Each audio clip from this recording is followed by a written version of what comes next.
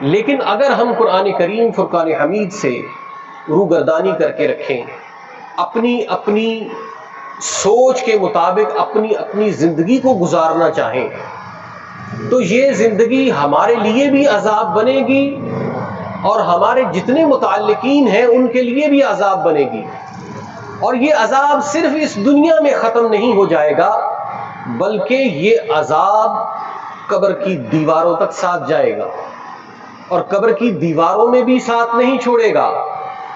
آگے جب عالم حشر ہوگا وہاں پر بھی یہ آج کی کوتاہی ہمیں سزا دلوائے گی، اور پھر اللہ تبارک و تعالیٰ کے غیظ و غضب کا شکار کرے گی.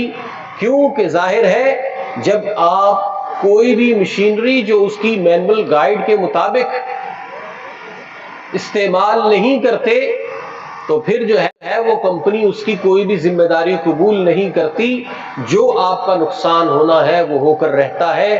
جب ہم قرآن کریم فرقان حمید کے مطابق اپنے لائف کے جو فنکشنز ہیں ان کو آپریٹ نہیں کریں گے تو یہ خسارہ دنیا و آخرت دونوں جگہ ہمارا مقدر بن جائے گا. اور قرآن کریم فرقان حمید ہم پڑھتے ہیں، لیکن پڑھنے کے بعد قرآن کریم فرقان حمید کو سمجھنے کا معاملہ ہے. ہم اپنے بچے کو مسجد بھیج دیتے ہیں، یا اگر ہم نے بہت ہی زیادہ اہمیت دی تو یہ کر لیتے ہیں کہ بچے کے لیے قاری صاحب یا بچی کے لیے معلمہ لگا دی. اب ختم قرآن ہو گیا، اس پر ہم نے آمین کی تقریب کی اور صدق اللہ العظیم وہ کہنے کے بعد اب اس بچے پر قرآن کریم فرقان حمید پڑھنے کا جو ہمارا پہلے فوکس ہوتا تھا وہ ختم ہو گیا. کیوں؟ کہ ہم اب رشتہ داروں میں یہ کہنے کے قابل ہو گئے کہ ہمارے بچے نے ختم قرآن کیا ہے. رشتہ داروں کو بلا کر بتا بھی دیا، سب کو کھانا بھی کھلا دیا کہ ہمارے بچے نے قرآن ختم کر لیا. اب وہ قرآن کو دوبارہ ہاتھ لگانا نہ لگانا یہ بچے پر ہے، اور بچہ کہاں ہاتھ لگائے گا. اگر ہم نے اس کو پڑھوا بھی دیا، بعد میں پڑھوائیں بھی، تو وہ کیا ہے کہ بس وہ قرآن کریم فرقان حمید کو پڑھتا چلا جائے گا، لیکن اس کو سمجھنے کی طرف اس کی طبیعت راغب نہیں ہوگی، کیونکہ ہماری جو طبیعت راغب نہیں ہے. اب قرآن کریم فرقان حمید دنیا میں سب سے زیادہ پڑھی جانے والی کتاب ہے، لیکن یہ ایک ایسی کتاب بھی ہے کہ جو ہم بغیر سمجھے پڑھتے ہیں. یہ ایک لمحہ فکریہ ہے. آپ مجھے یہ بتائیے، ہم میں سے کتنے شخص ایسے ہیں کہ جنہوں نے زندگی میں کوئی ایک صفحہ بغیر سمجھے پڑھا ہو کسی کتاب کا، قرآن کے علاوہ؟ ہے کوئی؟ کبھی پڑھا ہو آپ نے بغیر سمجھے پڑھ لیا ہو؟ نہیں پڑھا ہوگا. ہم دنیا کا جتنا مٹیریل ہے اس کو سمجھ کر پڑھتے ہیں. جتنا بھی ہمارے پاس لٹریچر ہے دنیا کا اس کو ہم سمجھ کر پڑھتے ہیں. واٹس ایپ ہے، بار بار دیکھتے ہیں کہ ہمارے دوست احباب کی طرف سے کوئی میسج تو نہیں آیا، اس کو دیکھتے ہیں، پڑھتے ہیں. لیکن اللہ تبارک و تعالی کی طرف سے جو میسج آیا ہے اس کو ہم دیکھنے کے روادار نہیں ہیں، اس کو ہم سمجھنے کی طرف مائل نہیں ہو رہے، ہم اس کو سمجھنے کی طرف قائل نہیں ہو رہے.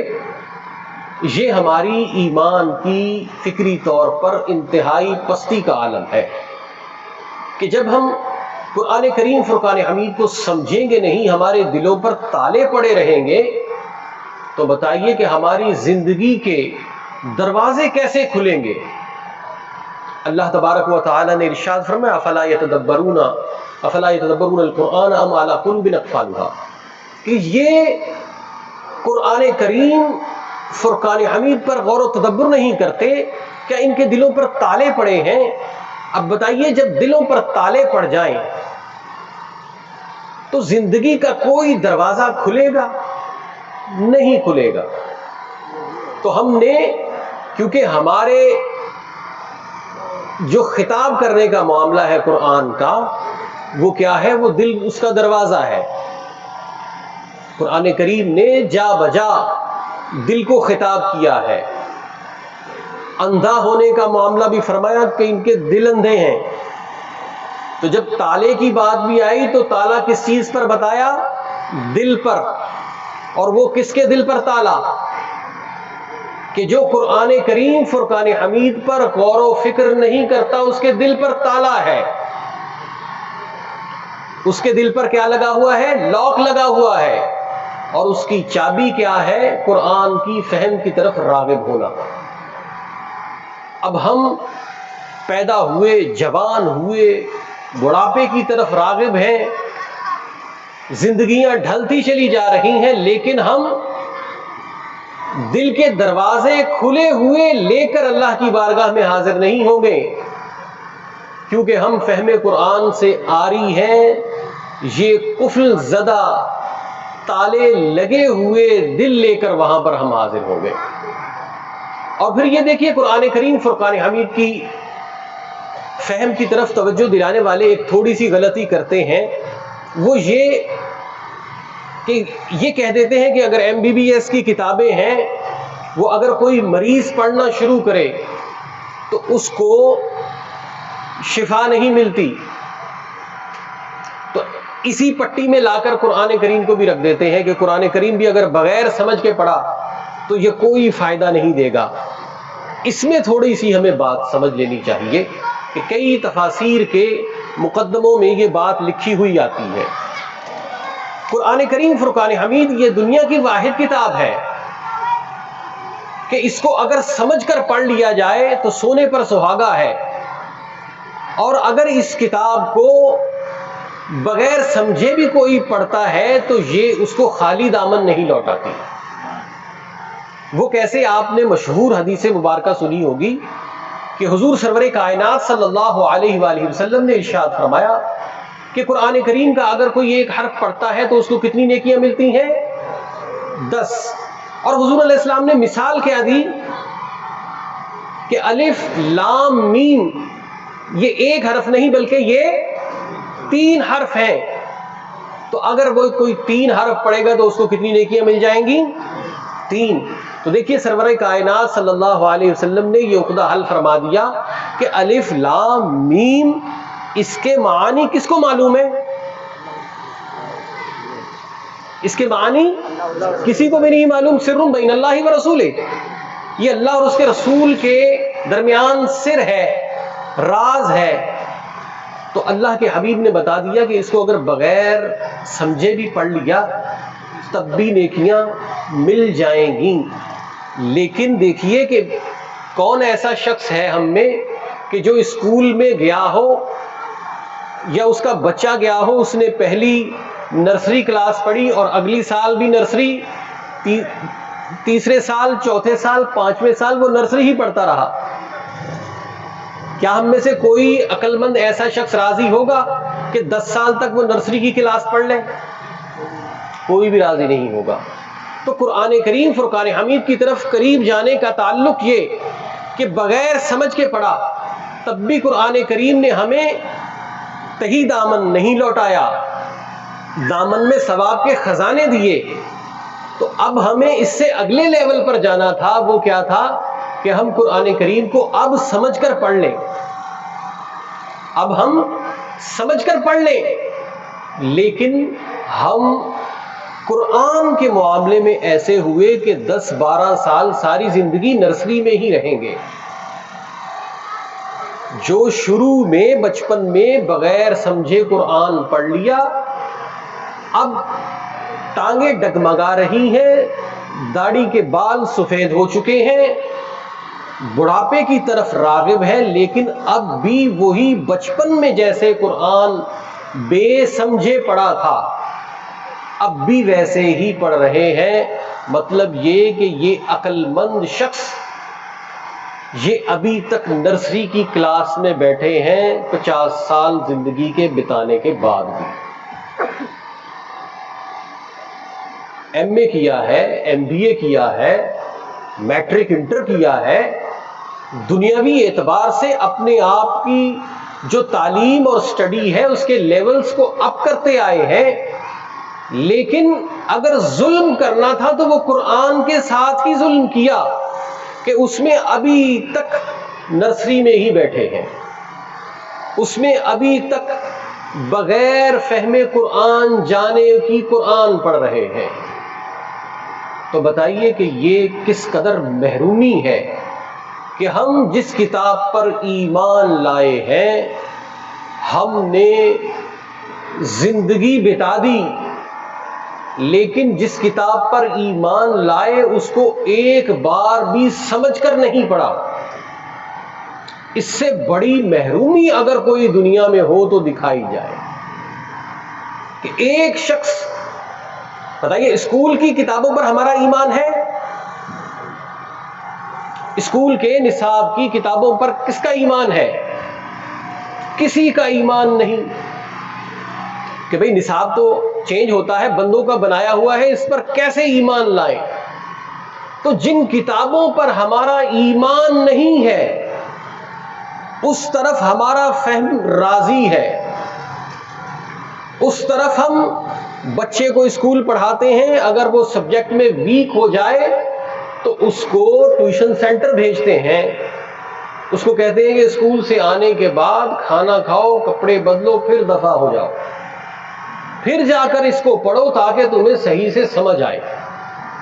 تو جن کتابوں پر ہمارا ایمان نہیں ہے ان کتابوں کو سمجھنے کے لیے ہم اس قدر پاگل پن کی حد تک ہے کہ ہم ان کو سمجھ لیں، لیکن جس ایک کتاب پر ہمارا ایمان ہے مجال ہے ہم اس کے سمجھنے کی طرف راغب ہوں۔ یہ ہمارا ایمان ان کتابوں کے ساتھ سلوک کہ جن پر ہمارا ایمان نہیں ہے اور اس کتاب کے ساتھ سلوک جس پر ہمارا ایمان ہے، دونوں کو عقل کے پلڑے میں رکھ کر دیکھیں تو پتہ چلے گا کہ ہم اپنے ایمان کے معاملے میں ہی سست نہیں بلکہ پرلے درجے کے جھوٹے اور کذاب ہیں، کہ ہم نے اپنے ایمان کو ایک زبانی جمع خرچ بنایا ہوا ہے کہ قرآن کریم فرقان حمید کی تعلیم کی طرف ہم راغب نہیں ہو رہے۔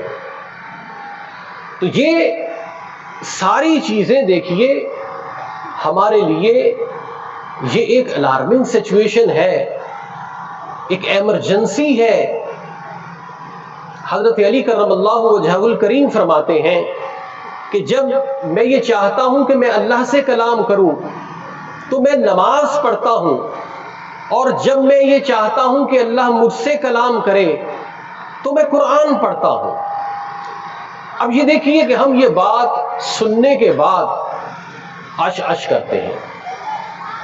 اگر میں اس کو خطیبانہ انداز میں بیان کرتا تو شاید آپ میں سے نعرہ حیدری بھی بلند ہو جاتا، لیکن میرا مقصد آپ کو سمجھانا ہے، نعرہ لگانا نہیں، کہ حضرت مولا کائنات نے کیا فرمایا کہ جب میں چاہتا ہوں میں اللہ سے کلام کروں میں نماز پڑھتا ہوں، اور جب میں یہ چاہتا ہوں اللہ مجھ سے کلام کرے میں قرآن پڑھتا ہوں۔ اب یہ سوچنے کی بات ہے کہ کیا جس طرح ہم نماز پڑھتے ہیں کہ ہمیں اپنی نماز کے اندر پڑھے جانے والے کلمات کی میننگ کا بھی نہیں پتا، اگر پتا بھی ہو تو آپ اپنے آپ سے ہم سب پوچھیں کہ جب ہم اللہ اکبر کہتے ہیں تو یہ جو ہم نے زبانی لفظ یاد کیا ہوا ہے یہ زبان سے نکل رہا ہوتا ہے، لیکن اللہ سب سے بڑا ہے یہ دماغ کے کسی گوشے میں ہوتا ہے؟ ہوتا ہے کیا؟ الا ماشاء اللہ، ورنہ ہم نے جو الفاظ ہیں وہی ادا کیے جا رہے ہیں۔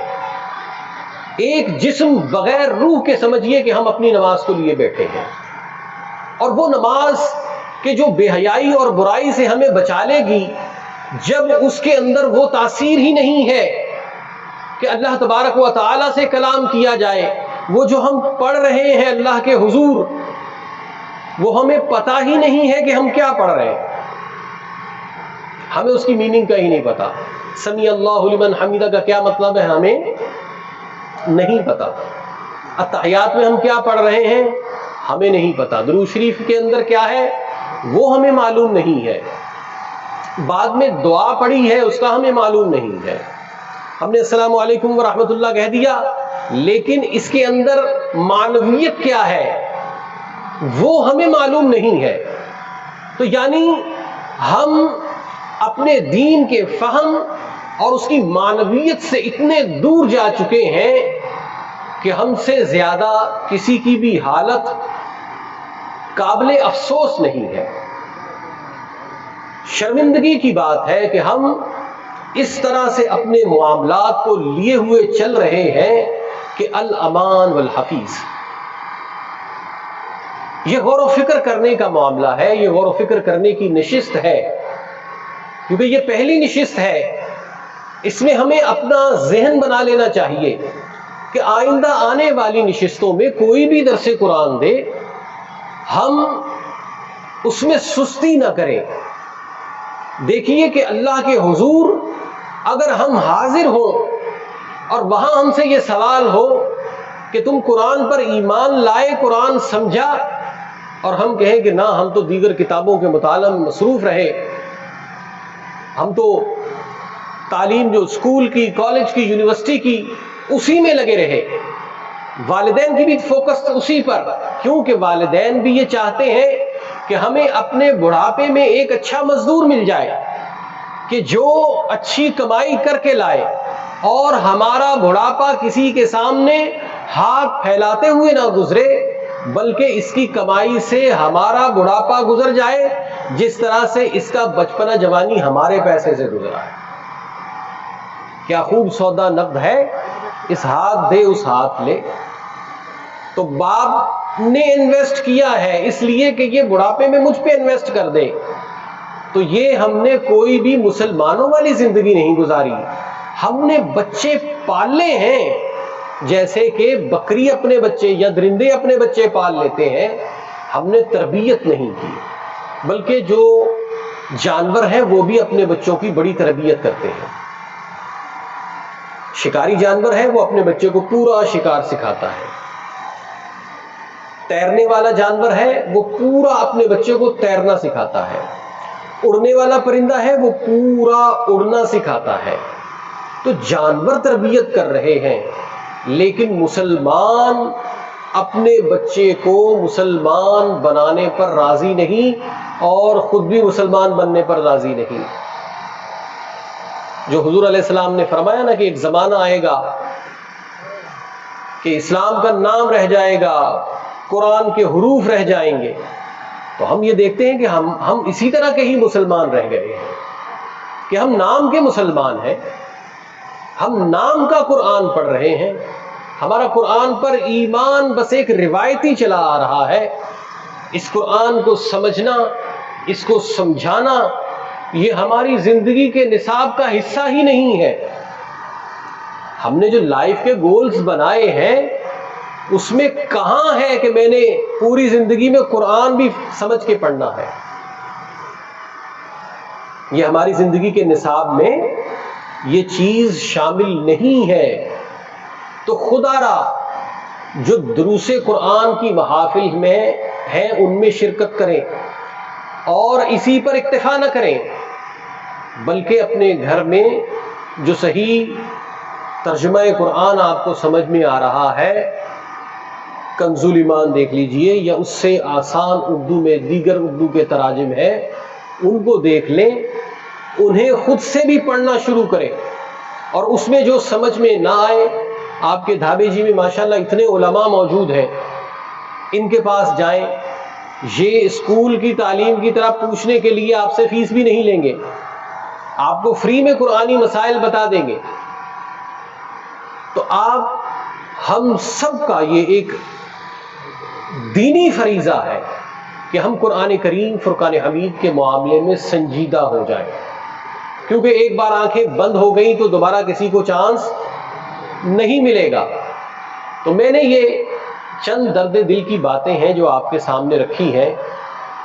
بہت زیادہ کوئی علمی نکات میں آپ کے سامنے نہیں بیان کر سکا کہ میری یہ کوئی بساط نہیں ہے, لیکن یہ وہ چیزیں ہیں جو پریکٹیکلی ہمیں اپنی زندگی میں دیکھ لینی چاہیے، کیونکہ بعد میں پھر ہم پچھتائیں، بعد میں ہم ہاتھ ملتے رہ جائیں، تو یہ ہمارے لیے ایک گولڈن چانس ہے۔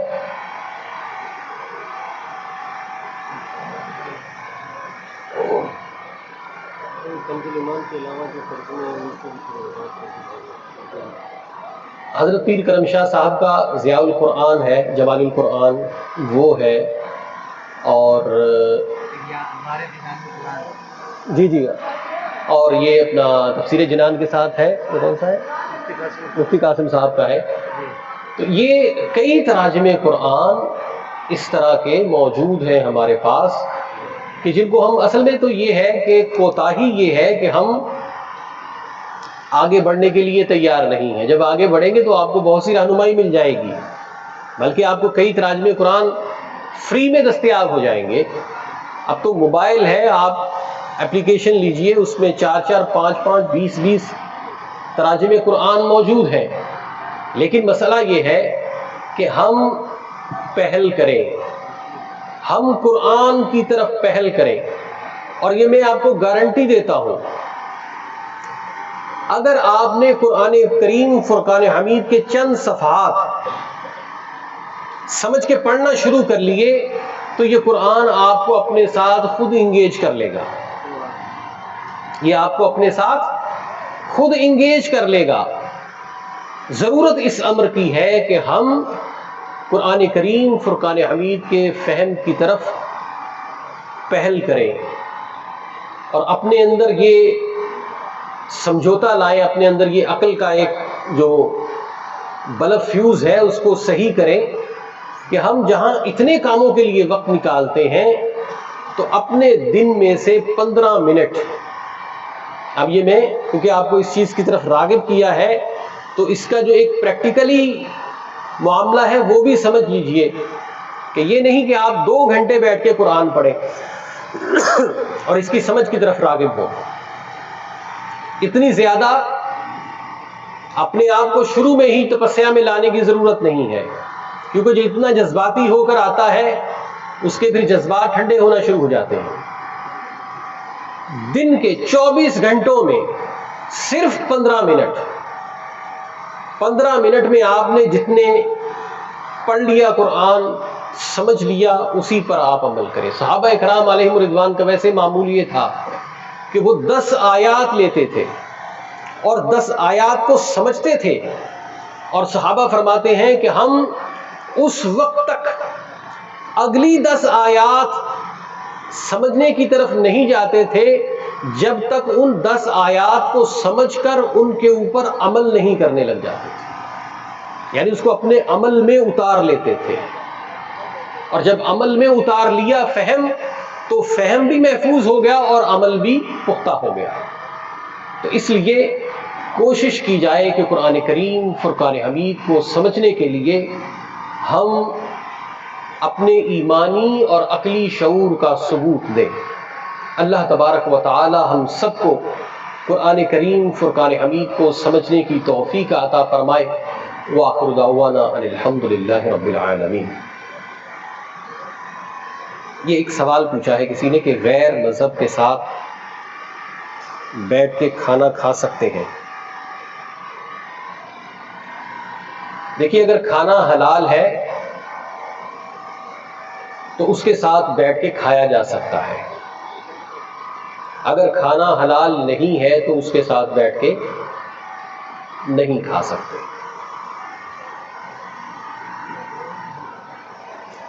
ٹھیک ہے، میرا بیان ختم ہوا۔ ایک یہ سوال کہ یہ بعض کا یہ گمراہ کرنے کی کوشش کرتے ہیں کہ علماء جو ہے وہ علماء سنت ترجمہ قرآن سے منع کرتے ہیں، آپ نے کیسے بیان کے دوران ہاں یہ بات ہے، یہ سوال اچھا جو ہے وہ مفتی عامر صاحب نے اٹھایا ہے کہ بعض لوگ یہ کہتے ہیں کہ بھئی علماء جو ہے وہ ترجمہ قرآن پڑھنے سے منع کرتے ہیں۔ تو اب آپ یہ دیکھ لیجئے کہ میں نے تقریباً کوئی پونا گھنٹہ گفتگو کی ہے، تو اس کا مقصد کیا تھا کہ ہم ترجمہ قرآن پڑھ لیں، تفسیر قرآن پڑھ لیں۔ تو علماء تو گھنٹوں لگاتے ہیں عوام کو یہ سمجھانے کے لیے کہ ترجمہ قرآن، تفسیر قرآن پڑھ لیں۔ تو جو شخص یہ کہتا ہے کہ علماء ترجمہ قرآن پڑھنے سے منع کرتے ہیں، وہ کس قدر کذاب آدمی ہے، وہ کس قدر جھوٹا آدمی ہے کہ بھئی علماء کہتے ہیں ترجمہ قرآن نہیں پڑھو۔ اب یہ ہو سکتا ہے کہ وہ کوئی مخصوص شخص ہو، اس کا کوئی مخصوص ایجنڈا ہو، اس کو کسی نے منع کیا ہو، ورنہ تو قرآن کریم فرقان حمید کا معاملہ ایسا ہے کہ اس کو جتنا سمجھا جائے یہ ہمارے لیے عقیدے اور عمل کے اعتبار سے اتنا ہی اچھا ہے۔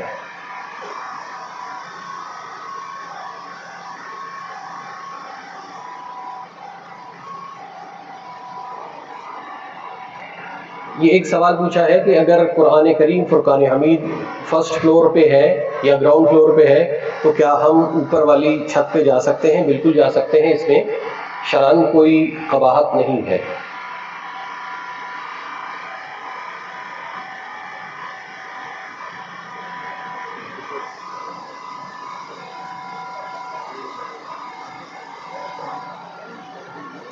نبی کریم رؤوف الرحیم صلی اللہ علیہ وآلہ وسلم کا اسم مبارک آنے پر انگوٹھے چوم کر آنکھوں سے لگانا، کیا یہ درست ہے؟ یہ تو آپ نے اس پہ کئی بیانات سنے ہوں گے کہ بالکل درست ہے، اس میں کوئی بھی قباحت نہیں ہے۔ جو لوگ اس کو بدعت کہتے ہیں تو عموماً ان کو اس معاملے میں جو ادلہ موجود ہیں ان تک ان کی رسائی نہیں ہے یا انہوں نے اس کو پڑھا نہیں ہے۔ ہمارے اہل سنت کے مطابق جو بھی انگوٹھے چوم کے اپنی آنکھوں کو لگاتا ہے تو وہ خیر و برکت کا مستحق ہے، اس میں کوئی بھی گناہ کی بات نہیں ہے۔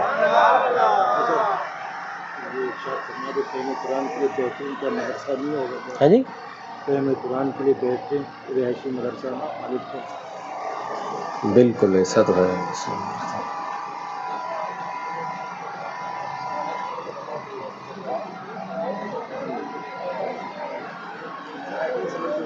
اگر کوئی غیر مسلم ہمیں سلام کرتا ہے تو اس کا جواب ہمیں اپنے مسلمان بھائی کو دیتے ہیں، اس کو وعلیکم کہہ دیں، اس کو وعلیکم کہہ دیں۔ لیکن یہ ہے کہ عموماً ہم جب کوئی غیر مسلم ہمیں سلام کرتا ہے تو ہم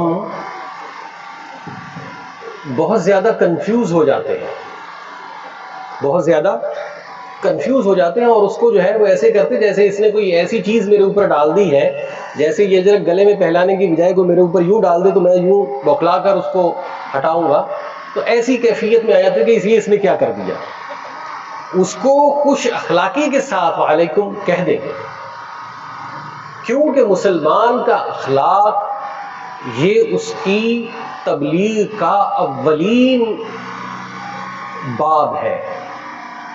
اب اگر وہ ہم سے ایک اچھے طریقے سے گریٹنگ کر رہا ہے اور ہم جو ہے وہ آگے سے اس نے سلام کیا اور ہم منہ پھیر گئے، تو اب ہم نے ایک مسلمان ہونے کے ناطے کس چیز کا اس کے سامنے اظہار کیا، کون سا اخلاق پیش کیا۔ اب اس کو ہم کہیں کہ مسلمان بہت با اخلاق ہوتے ہیں تو وہ یہ کہے گا کہ بھئی میں نے تو اس کو سلام کیا، یہ تو منہ پھیر کے ہی چلا گیا اور اس نے کچھ بولا ہی نہیں۔ ٹھیک ہے، تو اپنے اخلاق کو جو ہے وہ، کیونکہ یہ ایک اس کے اندر بھی اگرچہ کلام ہے کہ سلام کا جواب جو ہے وہ اس کو وعلیکم السلام کہہ سکتے ہیں، اس کی سلامتی دنیا کی، لیکن یہ ہے کہ وہ کیونکہ اگر میں وہ ذرا کھلی بات کر دوں گا تو ہمارے ہاں کھلی بات سننے کا رواج نہیں ہے، اور الٹا پہلی دفعہ میں ادھر آیا ہوں اور اسی میں متنازع ہو جاؤں تو مجھے بھی اس چیز کا نہیں شوق۔ تو یہ جو چلا آ رہا ہے طریقہ اسی کو آپ چلائیے کہ اس کو آپ وعلیکم کہہ دیں اور اس کو اچھے اخلاق سے ملے، اس کا حال چال پوچھیں، اس کے بچوں کا حال چال پوچھیں۔ تو یہ ایک مسلمان کا اچھا اخلاق اپنے مسلمان سے بھی ہونا چاہیے، اور جو غیر مسلم ہے اس کے ساتھ بھی ہمارا اخلاق بہت اچھا ہونا چاہیے۔ ہماری اہل ایمان کی تبلیغ کا اولین زینہ جو ہے وہ ہمارا اخلاق ہے. اور یقین جانیے کہ غیر مسلموں کے اسلام قبول کرنے میں سب سے بڑی رکاوٹ وہ مسلمانوں کا اپنا اخلاق ہے. ہم اپنا اخلاق درست کریں تو اسی اخلاق کی بدولت ہمارے بزرگوں نے کتنے لوگوں کو ایمان کی روشنی سے فیضیاب کیا ہے. تو اگر ہم یہ چاہتے ہیں کہ ہمارے دم قدم سے اسلام پھیلے تو ہمیں اپنا اخلاق اسلامی کرنا ہوگا. جزاک اللہ خیر.